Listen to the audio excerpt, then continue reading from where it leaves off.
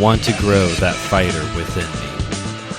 Welcome to my dojo. This is Kung Fu Pizza Party, and I'm your host, Brandon Knight, and today we're running it back. I'm heading back to another challenge accepted video when Michelle Khare, sorry Michelle, I butchered your name in the last video. Michelle Khare trains and fights her professional boxing debut match. Let's go ahead and get started because, as always here on Kung Fu Pizza Party, for those of you joining us for the first time, I seek to deliver high-flying action in 30 minutes or less and serve up some wisdom one slice at a time, so we haven't a moment to lose. So back in November, I did a review of the challenge accepted video where Michelle works to earn a black belt in Taekwondo in 90 days. It was hitting the martial art content creator, martial art news cycles pretty hard there in early November, and I wanted to be a part of the conversation. So did a review of that video, and on the back end of it, I was looking at what other things Michelle has done on her show, Challenge Accepted, which you can find a link specifically to this video in the description of this episode. And turns out she had done at least one other very explicitly martial art kind of video that actually does come up in the 90-day black belt challenge as well, her training to compete in her first and only boxing match. She retired after this match. And so let's go back to the beginning. This, like I said, this video came out prior to the 90-day black belt challenge, and in all, this was about a year and a half time period from start to match. Basically what happened is that during the initial pop of the content creator celebrity boxing craze that was going on there, a couple years ago, made popular first by the Logan Paul KSI match and continues on even still to this day. I think it was also back in November, we got the Jake Paul Mike Tyson fight. This is but during the initial interest in this, when a lot of content creators were trying their hand at this. So at the initial onset of this trend among content creators to punch each other in the face, Michelle very hesitantly at first put herself out there for a match. And she started a 12-week camp at Tony Jefferies, Olympic bronze medalist, Tony Jefferies, West LA Gym, Box and Burn. So she begins this 12-week camp with Tony Jefferies, with the full challenge being not just surviving a boxing training camp under an Olympic medalist, but to also get the attention of a promotion, of an event, of something, and find an opponent to have a match. Unfortunately, the 12 weeks comes and goes. She's making great progress. She starts off, you see her first sparring match. She gets rattled and knocked down at one point and is very okay, I don't know if I want to keep doing this, but comes back and is no, I'm going to do this. She gets through the whole 12-week camp and unfortunately is not able to find an opponent. Kind of got some inkling of interest here and there, but never was able to find an opponent. Then the camp ends and there is a chunk of time. I can't remember exactly how many. It was several months, half a year or something or more, before an idea is brought to mind. Because one of her friends and fellow content creators, Andrea Botez, had just competed successfully at a boxing chess tournament. And for those of you who don't know what boxing chess is, it is literally what it sounds like. It is a boxing match, and you also have to play chess as part. Not literally as you're punching each other in the face. You have to stop and go back and forth between the two. This is just a part of the wacky combat sport world that we live in now. We live in a very wacky world by way of combat sports anymore. It seems like we're trying really hard to find the next big thing. MMA is firmly established now as a sport, and it seems like combat sports is trying to invent the next big one, but also in the absolute quirkiest way possible, like boxing and playing chess at the same time, or medieval MMA, or parkour MMA, or competitive pillow fighting, or ice fight where you're dressed as a hockey player and you have to fight each other. No kicks. It's like hockey fight kind of competition. Or slap fight, which is gotta be the worst one. I mean, I'll even take the competitive pillow fighting before I take the slap off fight thing, whatever that Dana White thing is that he's got going anymore. The only one that's really seemed to have caught on, not surprisingly, because it's probably the most normal of all those options, is bare knuckle fighting. Has definitely taken off over the past few years. But yeah, this is a form of the quirky world of combat sports that we live in now, this chess boxing. And this was a very unique opportunity for Andrea, whose entire content platform is based around chess. She's like a I don't know if a grandmaster at chess is the appropriate term or not. I'm not too familiar with her content. But that was, if she was going to compete in a boxing style event, combat sports style event, having one that also involves like her very niche content category made sense. Like I said, though, post that fight, she won it. Post that fight, Michelle proposed to her the opportunity of them squaring off for the upcoming Clash of the Creators 2, I think was the name of the event. Clash of the Creators 2. Like I said, since these white-collar matches were becoming very popular among content creators as like this trend thing there for a while, even though Jake Paul has made an entire thing for him now, at like its height of popularity broadly among content creators as like this cool trendy thing, because that's what they do. At the height of that popularity, there was these charity boxing events where the card was just predominantly content creators or social media influencers, personalities, people like that. During the weigh-in, they highlight some of the other content creators who were involved in the event. And I know technically, by definition, I am a content creator. I'm nowhere near the level of success most of these people are at. I did not know who any of these people are at all. That's like, I did not know them or their really weird names. I didn't even know who Michelle was until back in November when 90 Day Black Belt first took off. The only name in a sea of weird usernames as personality names, which I should not dig on. I'm a professional wrestling fan after all. But in a sea of names that I did not recognize, there was one very bright, shiny face out there. John Hennigan, a.k.a. Johnny Mundo, a.k.a. Johnny Nitro, a.k.a. Johnny Television, a.k.a. Johnny Wrestling?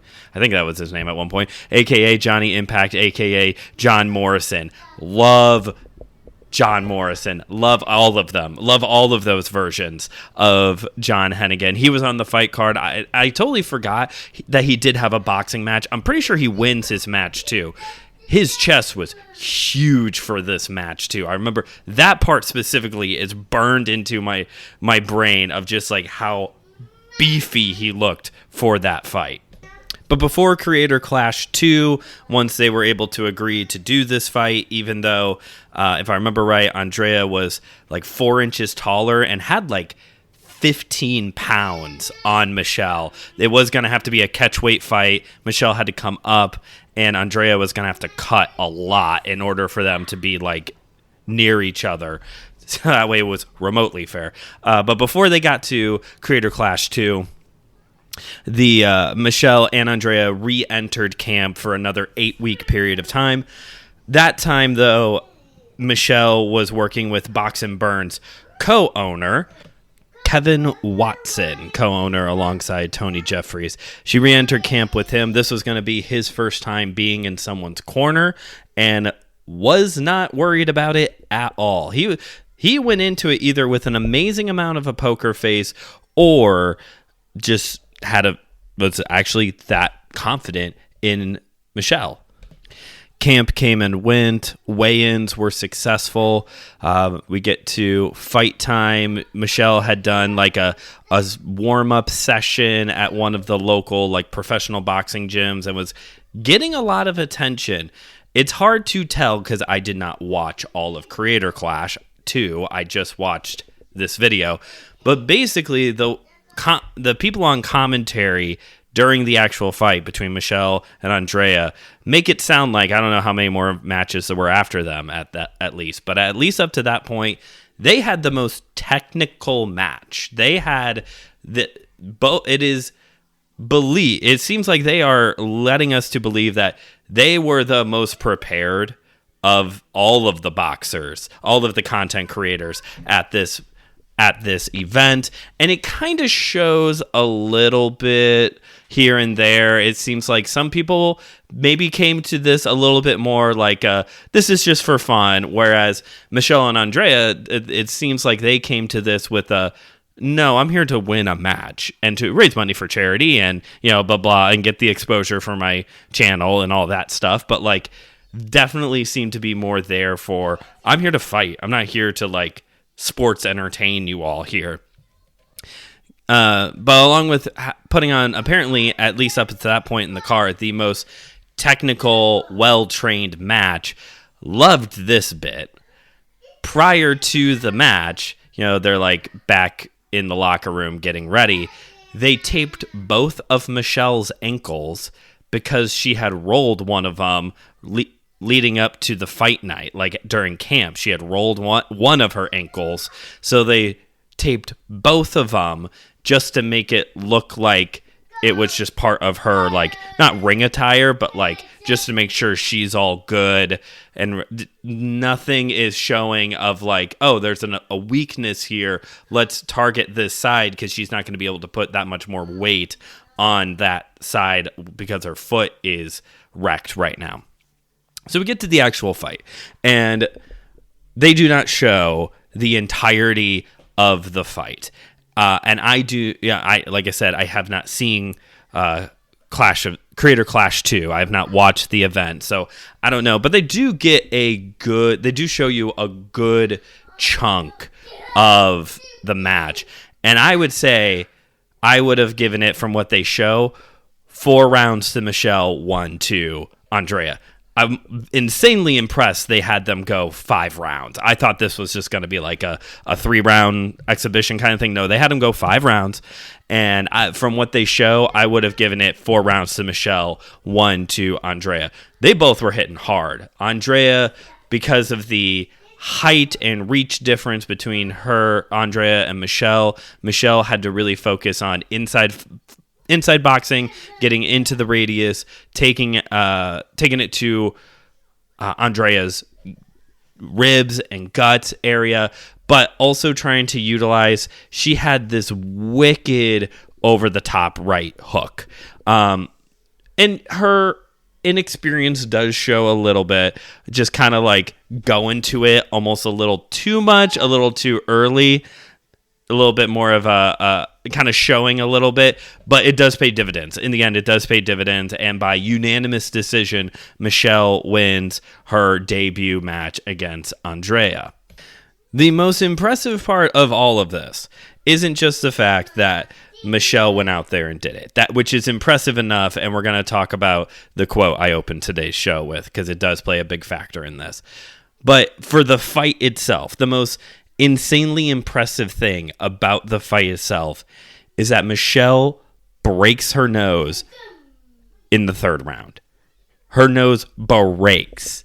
Well, it's cartilage, so it's one of those things where we just say it. Her nose gets broke halfway through, and I've done that before, and it sucks.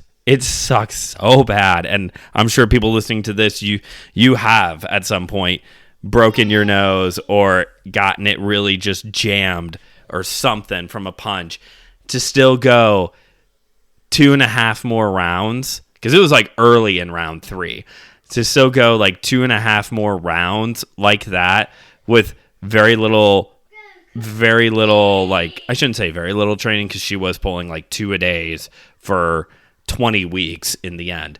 But you know what I'm saying? Like, that's impressive to go out there and still, like, you are a content creator, but you still finish the fight. Like, I feel like other people would have maybe been like, I'm good.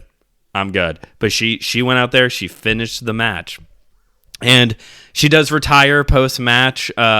Once she gets to the hospital and gets all checked out, she does retire post-match at 1-0. I don't know if Andrea has retired since then, going 1-1 now, but good for her as well. Obviously, she does put on a very good fight. Again, from what they show of the match in the video, the only difference is that Michelle just kept the heat going the whole time. Now, before I get to the quote part, I do want to mention one thing I forgot leading up to fight night, is that when they arrive in Tampa for the event, you know, Michelle's like checking into the hotel, get to see her like hanging out and vibing with other content creators. It's not quite time for weigh-ins yet, but she's like in her hotel looking at her phone or computer or something, and she talks about how, just again to kind of like underline how seriously she was taking this event, she had hired people to go through all of Andrea's live streams from the start of camp to the fight night when she arrived in Tampa, to go through all of her live streams, everything, any little bit of content she put out, to find any training or references to the fight, so that way they could use that as part of their training in the final weeks of their fight camp. That's insane. And she even says, like, I'm insane. I know I'm insane for doing this, but like, this, I've only seen 2 of her videos, and I can say this: you got it, and you have to admire her for the tenacity. Like, oh my gosh, if she's gonna take one of these on, she's not half-assing it. She's all in to do these challenges. She is, as she is announced in the fight, YouTube's favorite daredevil after all. But as we start to draw this episode to a close now, let's talk about that quote. I want to grow the fighter within me. This is something Michelle says pretty early on in the video, probably even within the first 5 minutes when camp first gets started. Michelle talks a lot about her fear of doing this, kind of being hesitant. As much of a daredevil and doing ridiculous challenges as she is, I shouldn't say ridiculous challenges, because she does always take on like actual challenges, not social media trends. She's very much scared of getting hit in the face, and it shows, like when she does, like I said, in that first sparring match, and that's understandable. I started martial arts when I was a kid, so I think getting hit didn't necessarily scare me, because it was like still very young and innocent and wasn't really thinking about getting hit. I was a kid. But like, I can understand, like, if someone's getting into this for like the first time as an adult, that hesitation of like, ooh, I don't know if I want to do this, because I don't want to get hit. I don't want to get submitted. I don't want to, and honestly, like, I kind of have a hard time thinking about Cooper training, especially like in a grappling art, and like the first time he's going to be put in like a rear naked choke or an arm bar or something like that. Like, I don't like that idea. I don't like thinking about that. But like, so I get it as like a parent in a way.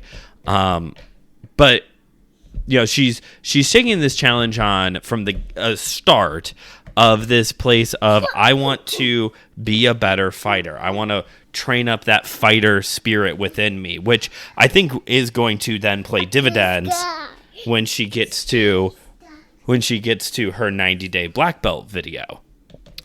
At the same time, though, I do also kind of understand like this place she's coming from. I want to grow the fighter within me. because I do think there can be a difference between being able to defend yourself and protect others versus having a fight mentality. I'm watching another show kind of casually that eventually I'll talk about here on the show that is a little bit more about tournament sparring, and I do not understand that mentality at all. At least the mentality that's coming up on this show. I'll talk about it when I get to that video or when I get to that episode. But I kind of understand the difficulty of like wanting to have that fighter spirit, that like I want to grow the fighter inside of me, because I do too, because something happened to me. I don't know. It's hard to explain. I used to be a very competitive person, and that's probably very surprising to any of my in-laws who are listening to this. I used to be a very, very competitive person, especially when I was in middle school playing sports for my school. If we were playing basketball, and I would almost foul out of I fouled out of like almost every game, because there were just things that like, no, you're not going to do that. You know, if somebody was going to go up for a layup and it was just me and them, I'm smacking their arm off. Like if I'm struggling to get a rebound, and because it's like me and two other people, I'd bring my knee up and hit him in the gut. Like nothing flagrant, or at least nothing that was going to be like on the line enough to be called a flagrant foul. But like I played rough, and I got mad if things didn't go my way. And that kind of continued even through high school. Again, I talked about in last week's episode, just kind of like this Jeet Kune Do, for whatever reason, was like the only martial art I've ever trained in where I didn't have this like imposter syndrome and like was this fear of people were going to find out that I'm not that good of a martial artist, because that is like one of my fears as a martial artist, is that I'm nowhere near as good as people think, or I think I am, really. But I got to college and all of that competitive spirit died. And I think it was a combination of things. It probably started a little bit earlier, honestly, because also when I was in high school is when my mental health first tanked. And that's when I started having depression and anxiety and other things like that. And that really did kill that like fighter, gonna go out there and conquer the world kind of spirit, because just getting out of bed was sometimes the biggest victory I could have, you know? And that doesn't look as cool as going out and doing a celebrity boxing match on a pay-per-view, right? It may be more significant, but it doesn't look as cool.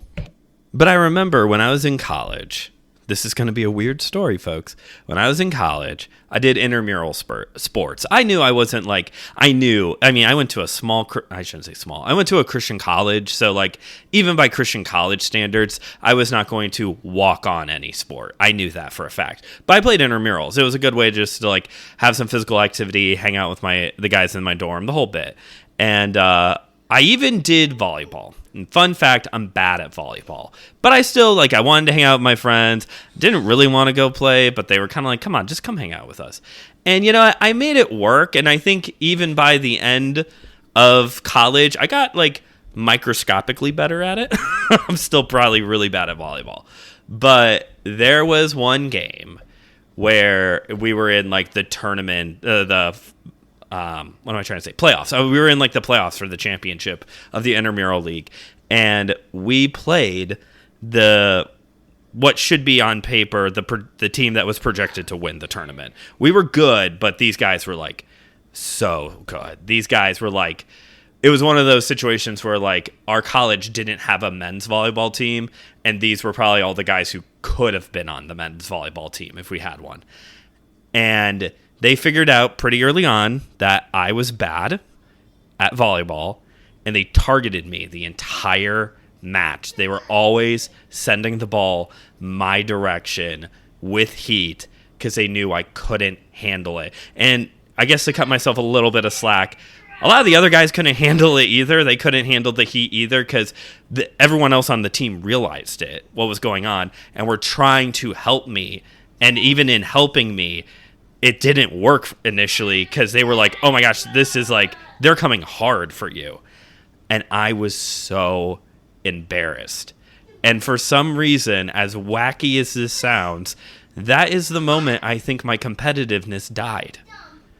There's something about embarrassment that I don't know if it's because of my upbringing or the kind of Christianity I was brought up in, or combinations of both, whatever. I have to always look perfect. I have to always be the model. I have to always be, and I know for a fact that I am not like the best at anything. Really, I know I'm not the best at really anything. And so, but I've been brought into this like kind of thinking of like weakness being shown, that you're not good at something, that there's growth that needs to happen in something. That's shameful. To reveal the fact that there is something in me that's not perfect, that is a shameful thing. And a lot of my if not all of my competitiveness died. And now, even still to this day, like 8 years later or so, I don't like playing games. I don't like doing competition stuff, because I still have this this stupid game that does not matter. You play some dumb game at youth group or whatever. Like, you do this or like some family board game night kind of thing, that if I lose, that brings shame to me. Not just like embarrassment, that is part of it, but there's like shame on the back end of it. Even though nobody is actually doing that. Nobody is shaming me. And losing shouldn't be an embarrassing thing. I guess it could be, but like there's definitely like no shaming going on.